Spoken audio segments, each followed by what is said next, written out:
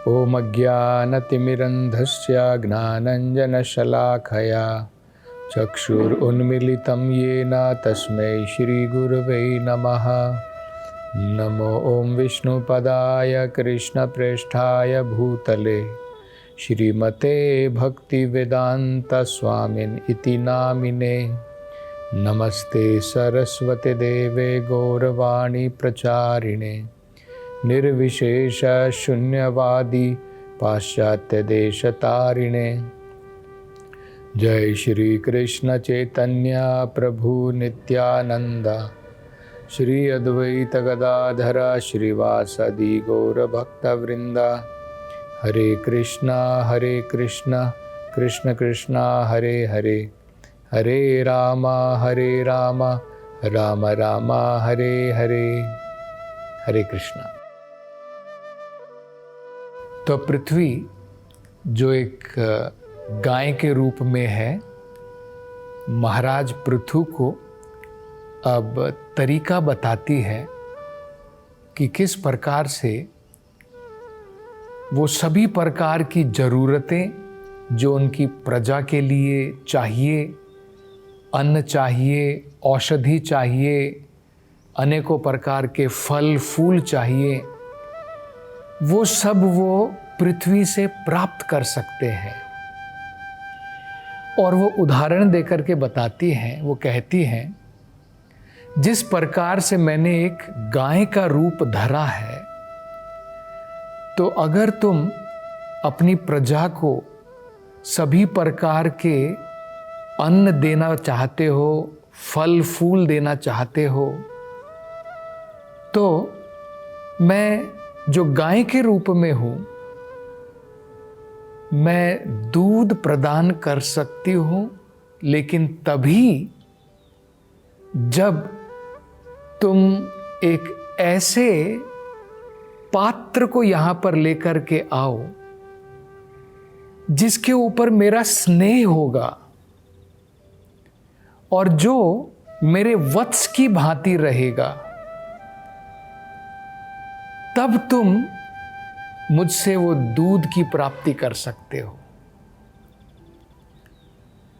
तो पृथ्वी जो है उसने गाय का रूप धरा है, तो सबसे महत्वपूर्ण पृथ्वी बता रही है, गाय प्रचुर मात्रा में दूध तभी देती है जब गाय अपने वत्स को, उसका जो बछड़ा होता है, उसके प्रति जब उसका स्नेह उमड़ता है, तब उसके थनों में अपने आप दूध भर जाता है। ये हम सब लोग जानते हैं कि गाय जो है अपने बछड़े के प्रेम के कारण, स्नेह के कारण अत्यधिक मात्रा में दूध प्रदान करती है। तो धरती ने जो है ये एक तरीका बता दिया है। मतलब क्या है हमें समझना है। अगर हम लोग नास्तिक रहेंगे, अगर हम लोग असुर बने रहेंगे, तो क्या पृथ्वी का स्नेह हमारे ऊपर आएगा? अगर हम नास्तिक रहेंगे, असुर रहेंगे, हमारे अंदर में सभी प्रकार के अवगुण रहेंगे, तो हम स्नेह के पात्र नहीं बनेंगे, हम पृथ्वी के ऊपर भार बन जाएंगे।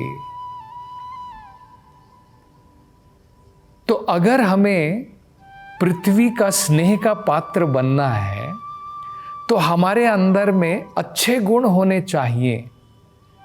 मतलब अगर हमारा जीवन धार्मिक है, अगर हमारा जीवन कृष्णा भावना से भरा हुआ है, हम भगवान की भक्ति में लगे हैं, तब स्वाभाविक तरीके से पृथ्वी का स्नेह हमारे ऊपर रहेगा। और जैसे गाय बछड़े के ऊपर जब स्नेह करती है तो प्रचुर मात्रा में दूध प्रदान करती है, पृथ्वी भी उसी प्रकार से सभी प्रकार की जरूरतें हमें प्रदान करेगी। तो और आगे वो क्या कहती है, पृथ्वी कहती है कि केवल सबसे महत्वपूर्ण तो है बछड़े को लाना, और बाद में दूध को जमा करने के लिए एक पात्र की जरूरत पड़ती है। पात्र जो होता है, जैसे जब कोई दूध निकालने के लिए जाता है तो हम कुछ बकेट, बाल्टी लेकर के जाते हैं जिसमें हम दूध जमा करते हैं।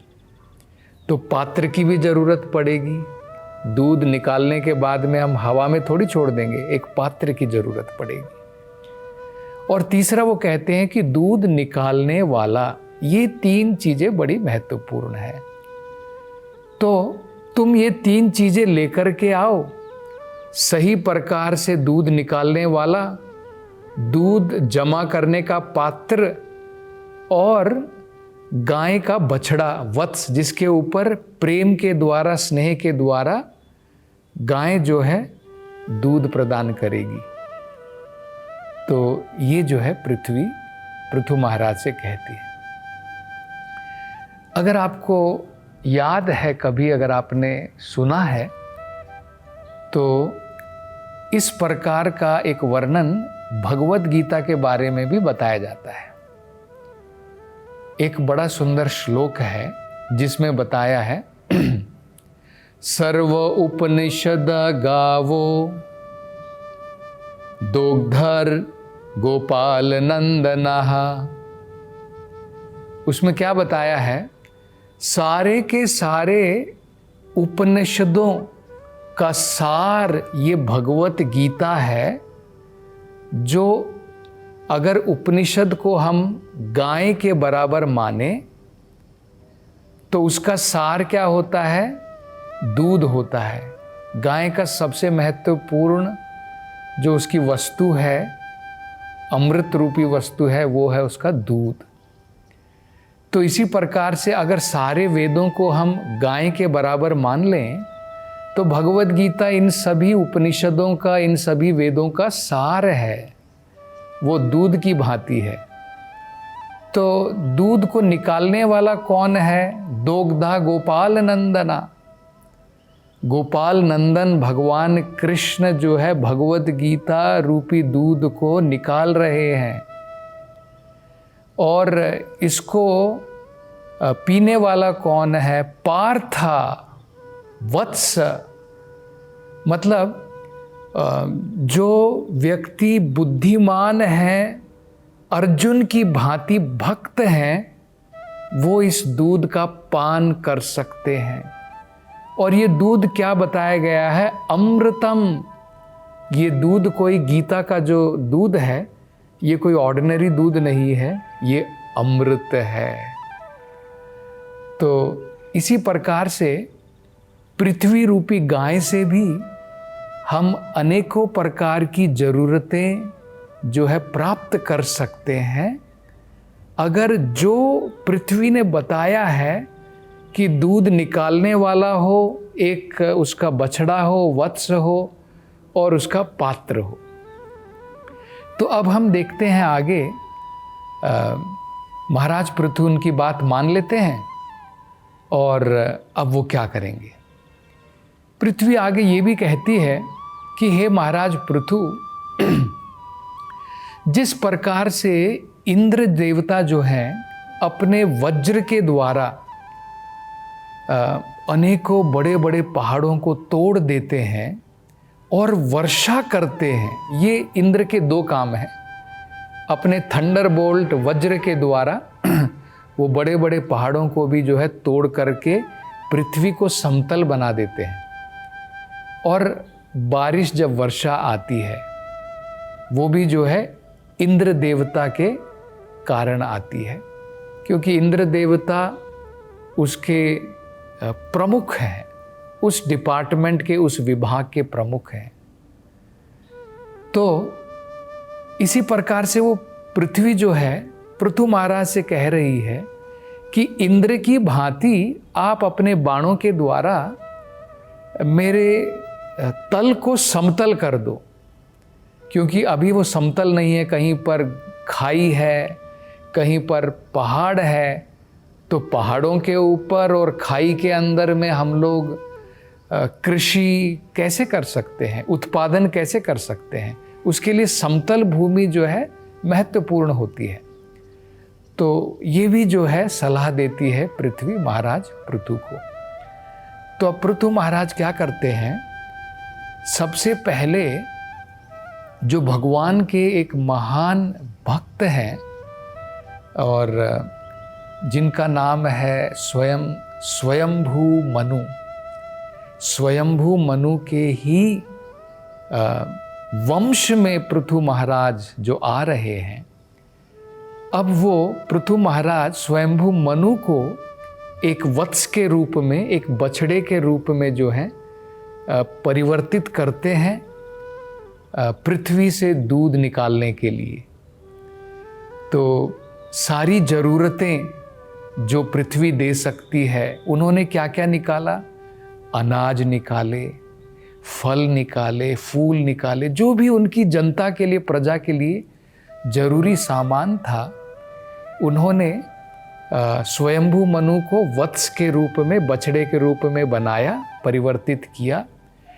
और उन्होंने स्वयं, पृथु महाराज जो है स्वयं दोग्धा बने, दूध निकालने वाले बने।